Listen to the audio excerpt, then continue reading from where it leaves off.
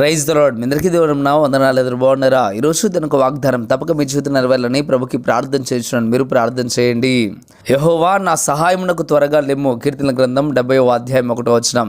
ప్రియమైన బిడ్డలారా, దేవుడి ఉదయకాల సమయంలో నేరుగా నీతో మాట్లాడుతూ ఉన్నమాట. కీర్తనకారుడు స్పష్టంగా ఈ ప్రార్థన చేయడం ప్రారంభిస్తూ ఉన్నాడు. యెహోవా నా సహాయమునకు త్వరగా లెమ్ము అని ప్రార్థన చేస్తూ ఉన్నాడు. అదే రీతిగా మనము కూడా మనకు సహాయం అవసరమైనప్పుడు, దేవుడు మనల్ని ఆదుకోవాలని ఆలోచన కలిగి ఉన్నప్పుడు తప్పక మనం దేవునికి ప్రార్థన చేయాలి.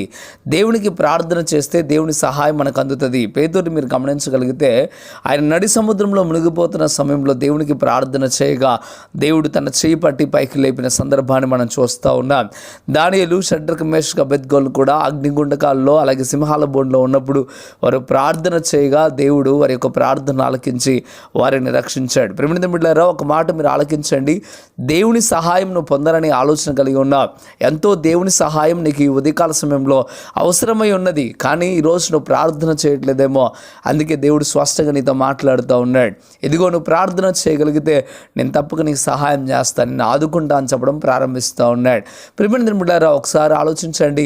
మనము ప్రార్థన చేయక దేవుడు చేయు సహాయాన్ని పొందుకోలేకపోతూ ఉన్నామేమో. ఇది మంచి సమయం. ఇగో నీ స్థితిగతుల్లో తప్పక అవసరమై ఉన్న ప్రార్థన చేయాల్సిన అవసరం ఉంది. దేవుని యొక్క లేఖనాల్లో రాయబడుతూ ఉంది, మీకు శ్రమ సంభవించినా అయితే మీరు ప్రార్థన చేయండి అని యాకోబు రాసిన పత్రిక 5వ అధ్యాయంలో రాయబడుతూ ఉంది. అందుకే మనం అందరం కూడా ప్రార్థించు వారిగా ఉండాలి.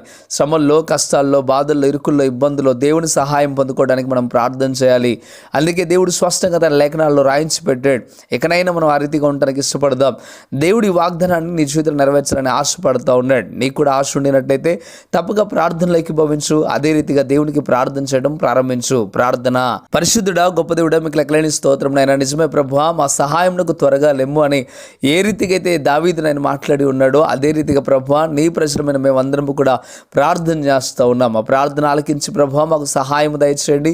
ఎవరి అక్కరకు కొలది నైనా వారికి సహాయం దయచేయండి. వారి ఇబ్బందుల్లో, ఇరుకుల్లో నుండి నైనా అయా జయము పొందడానికి నైనా ప్రార్థించగలిగిన మనసు మాకు దయచేయండి. కృపా కనికరము చేత నింపండి.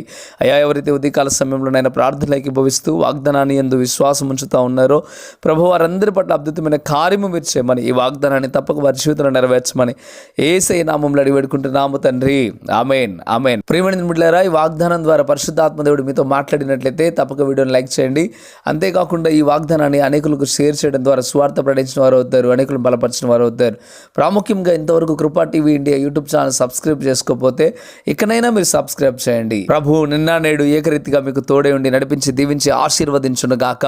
ఆమేన్. God bless you.